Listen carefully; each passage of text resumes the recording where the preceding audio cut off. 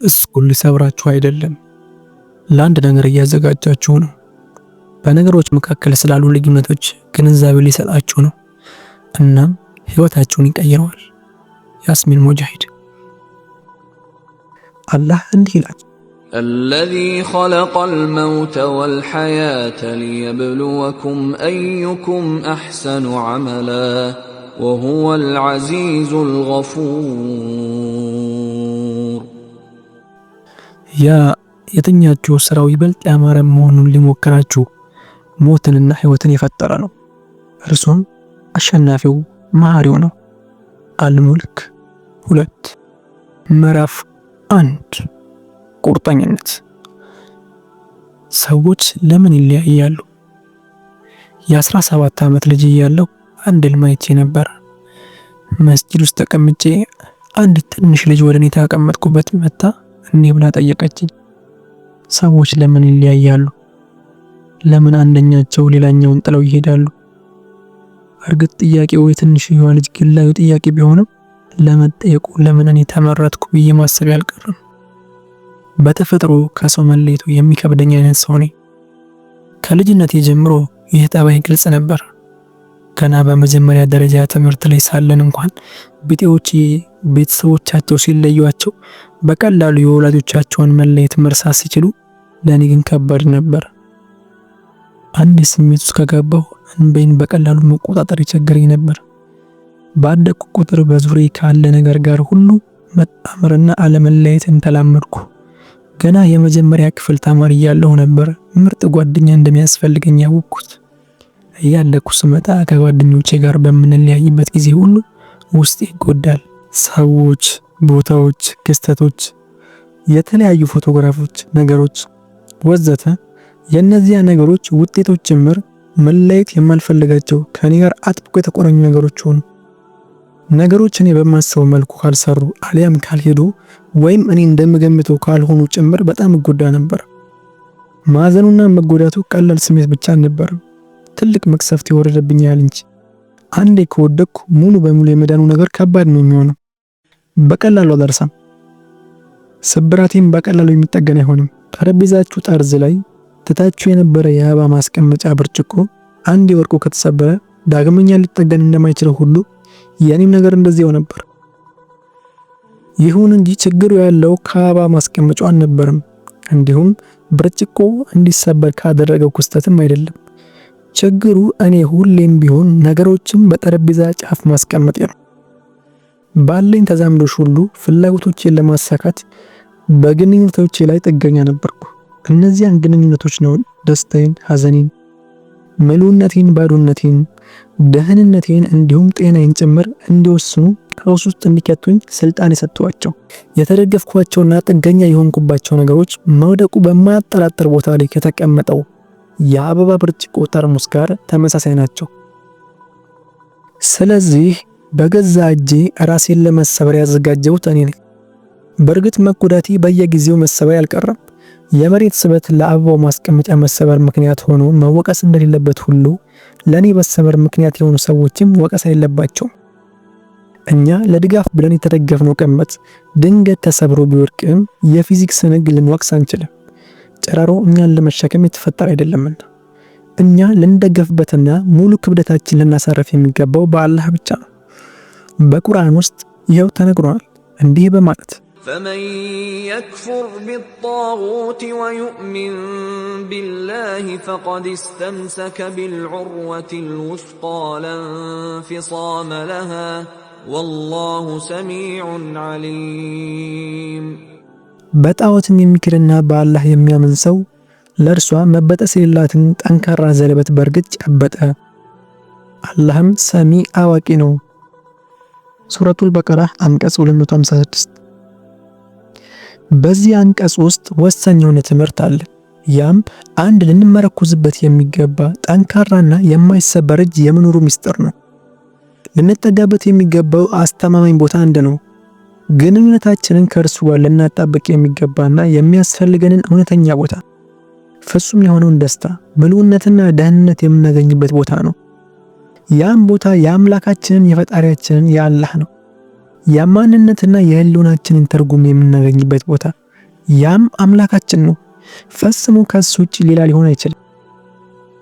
ይሁን እንጂ የዚህች ዓለም ህይወት ማለት እነዚያን ነገራት ከዚህ ስንኩል የዓለም ስፍራ ውስጥ በመፈለግ መባዘን ነው። አንዳንዶቻችን ከምንሰራው ስራ፣ ሌሎቻችን ካለን ሀብት ንብረት እንዲሁም ባለን ደረጃና ክብር ውስጥ እንፈልጋለን። አንዳንዶች እንደኔ ያሉት ደግሞ ከሰዎች ጋር ባለን መልካም ግንኙነቶቻችን ውስጥ እንፈልገን እንኖራለን። ኤልዛቤት ጊልበርት ኢት ፕራይ ላቭ ተመገብ፣ ጸልይ፣ ውደድ በተሰኘ መጽሐፏ ውስጥ እንደገለጸችው የደስታ ምንጭ ነው ያለችውን ነገር በተመለከተ ሐሳቧን አስፍራ ነበር። ከሌሎች ጋር መልካም ግንኙነት መፍጠርን መለያየት እንዲሁም ደስታን ለማግኘት ብሎ ዓለምን መዞር አንስታ በእነኚህ ነገሮች ውስጥ ሁሉ በምግብ ውስጥ ጭምር ደስታ እንደማይገኝ ገልጻለች። ይህ ሁኔታ ፍለጋ እኔም ብዙ እድሜን ያሳለፍኩበት ነው። የውስጤን ክፍተት ስንጥቅ ለመሙላት ስል በዚሁ መልክ ነበር እድሜን ይኖርኩት። ስለዚህ ያቺ ትንሽ ልጅ በህልሜ መታ ያን ጥያቄ እኔም መጠየቋ አላስገረመኝም። ምክንያቱም ጥያቄው የማጣትና የመጎዳት ምክንያቴ ነውና አባነነኝ። ጥያቄው የመረሳት ጥያቄ ነበር። ጥያቄው የሆነ ነገር ፈልጎ ተንቀሳቅሶ ባዶ እጅ የመመለስ ጥያቄ ነበር። ጥያቄው በባዶ እጅ ጠንካራ ምሽግን ምን ሊሆን እንደሚችል የመጠየቅ አይነት ነበር። ባዶ መመለስ ብቻ ሳይሆን በሂደቱ ጣቶችም ጭምር የመጎዳት ሁኔታ፣ ያ ነበር ጥያቄው። ይህንን የተማርኩት በማንበብ አልነበረም፣ አሊያም ከታላላቅ መምህራን በመስማት አልነበረም። ነገር ግን ደጋግሜ በመሞከር ነበር።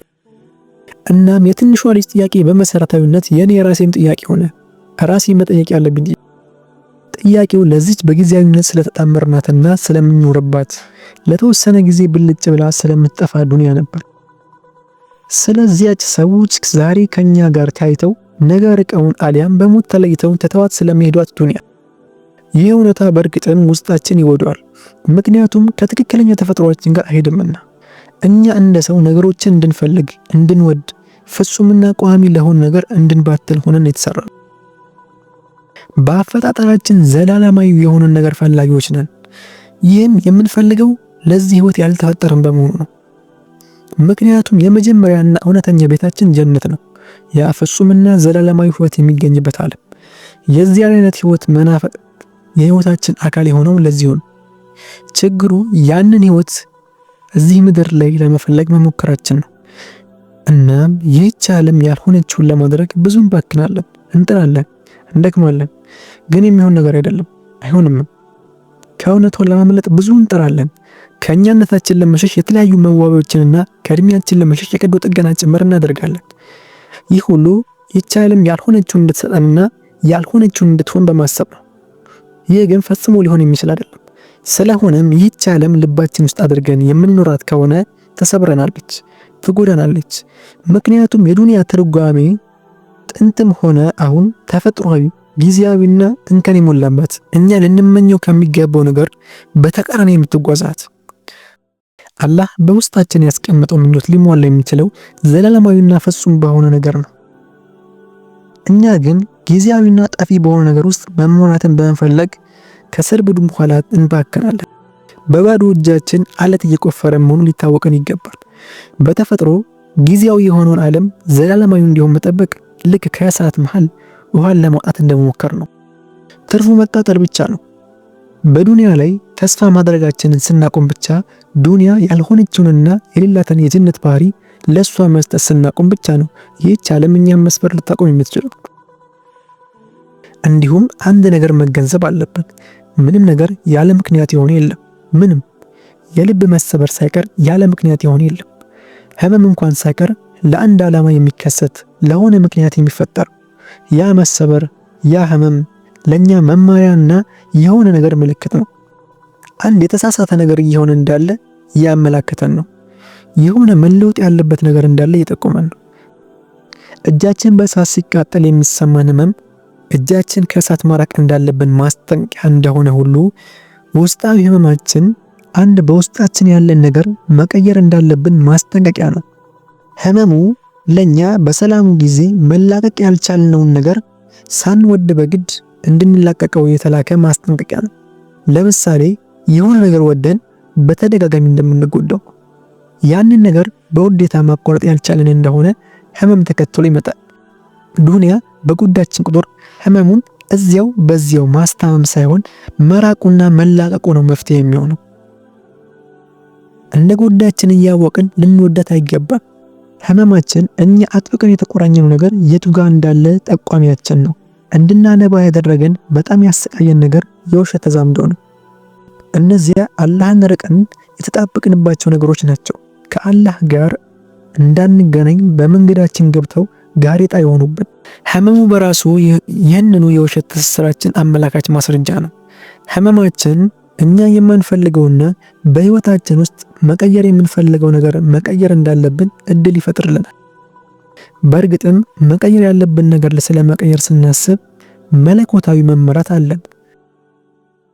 ኢነላህ ላ ዩገይሩ ማ ቢቀውሚን ሐታ ዩገይሩ ማ ቢአንፉሲሂም። አላህ በህዝቦች ዘንድ ያለውን ጸጋ በነፍሶቻቸው ያለውን ሁኔታ እስከሚለውጡ ድረስ አይለውጥም። ከረጅም ዓመታት ተደጋጋሚ ተመሳሳይ ውድቀትና የልብ ስብራት በኋላ በመጨረሻም አንድ ጥልቅ የሆነ ነገር ተረዳው። ዱንያ መውደድ ማለት ቁሳዊ ከሆነ ዓለም ጋር በፍቅር መውደቅ መሆኑን በሚገባ ተገነዘብኩ። በእርግጥ እኔ ከቁሳዊ ነገራት ጋር የተሳሰርኩ አልነበርኩም፣ ግና የተጣበቁት ከሰዎች፣ ከነገሮች፣ ከስሜቶች ጋር ነበር። ስለሆነም አፍቅሮተ ዱንያ እኔን አይመለከተኝም ብዬ ነበር የማስበው። ግና ልብ ያላልኩት ነገር በዚህች ዓለም ያጋጠመኝ ህመም ሁሉ መነሻው አንድና አንድ ነገር ብቻ መሆኑን ነው። እሱም ዱንያን መውደድ። ይህን የተረዳው ስመጣ ነገሮች ተገለጡልኝ። ችግሬ ምን እንደነበር መመልከት ጀመርኩ። ችግሬ ይህ ዓለም ያልሆነው እንዲሆንልኝ መጠበቅ ነበር። ሊሆን የማይችለውን መሻት፣ ፍጹም እንዲሆንልኝ መመኘት። ይህንን አስብ ስለነበር ይህ ዓለም ጀነት እንዲሆንልኝ በሙሉ አቅሜ ስታገል ነበር። ጉድለት የሌለበት የጠራና ፍጹም እንዲሆንልኝ ያሰብኩት እስኪሆንልኝ ድረስ የመታገል ብክነት። ለዚህም ስል ሁሉን ነገሬን ለመስጠት ዝግጁ ነበርኩ።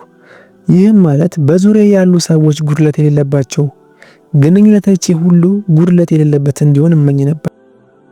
ከዚህ ዓለም ህይወትና በዙሪያ ካለ ነገር ሁሉ ከፍ ያለ ነገር እፈልግ ነበር። ፍጽምናን በመጠበቅ ነበር ህይወቴን የምገፍ። በዙሪያ ያሉ ሰዎች እንከን አልባ እንዲሆኑና ግንኙነቴ የተዋጣለት እንዲሆን እጠብቅ ነበር። መጠበቅ፣ ሁሌም መጠበቅ። በዚህ አጋጣሚ ደስታን ለማጣታችን አንድ ምክንያት መኖሩን እንወቅ። እሱም መጠበቅ ነው። በእርግጥ እዚህ ጋር የኔም ከባድ ስህተት አለ። ስህተቴ የነበረው በመጠበቄ ውስጥ አልነበረም። እንደ ሰው ተስፋ መቁረጥ የለብንም። ስህተቱ ያለው ጠበቄና ተስፋ ያደረኩት ግን ማን ላይ ነው የሚለው ነው። ጠበቄና ተስፋ በፈጣሪ ላይ አልነበረም፣ ከሰዎች ጋር ባለኝ መልካም ግንኙነት ላይ ነበር። ጠበቄ በአምላኬ ላይ ከመሆን ይልቅ በዱንያ ላይ ነበር።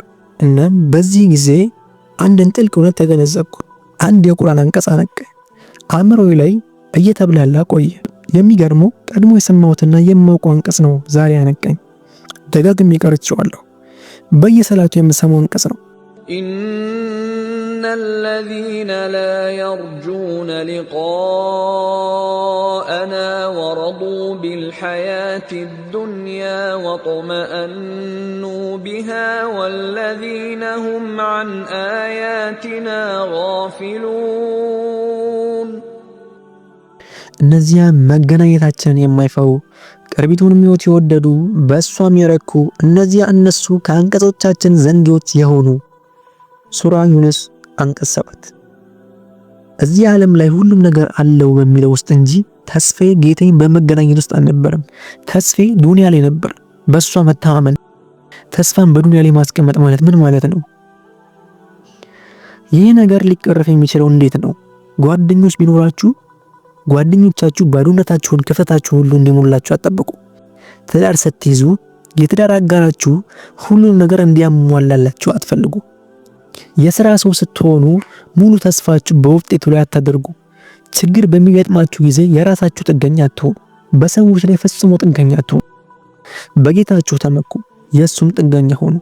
ይህ ነው ትክክለኛ መፍትሄ፣ በፈጠረን ላይ ጥገኛ መሆን። አላሁ ሶመድ፣ አላህ የሁሉም ነገር መጠጊያ ነው። አልኢኽላስ አንቀጽ 2።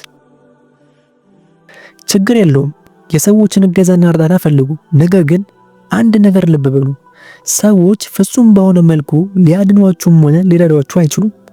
አላህ ብቻ ነው እነዚያን ነገሮች ሊያደርግላችሁ የሚችለው። አላህ ብቻ ነው እናንተን መርዳት የሚችለው። እነሱ የእርዳታ ምንጭ አይደሉም፣ ሊሆኑም አይችሉም። ሰዎች ማድረሻ ሰበብ ናቸው። አላህ ነገራትን የሚከውንባቸው መንገዶች እንጂ ሌላ አይደሉም። እናንተ የሰው ልጆች ምንም ሆናችሁ ምን የእርዳታም ሆነ ከችግር ነፃ መውጫ ምንጭ አይደላችሁም። እሱ ብቻ ነው ከችግር መውጫን ፈጣሪ። እኛ ሰዎች የዝንብን መብረሪያ ክንፍ እንኳን መፍጠር አንችልም።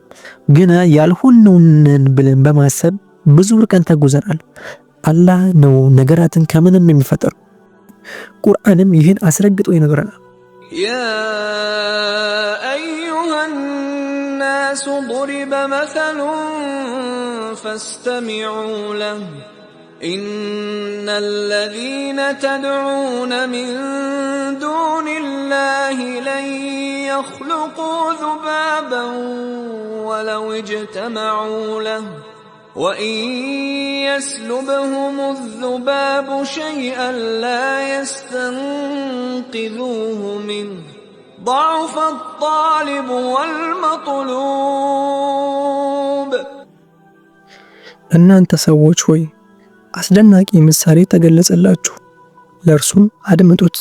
እነዚያ ከአላህ ሌላ የምትገዟቸው ጣዖታት ዝንብን ፈጽሞ አይፈጥሩም።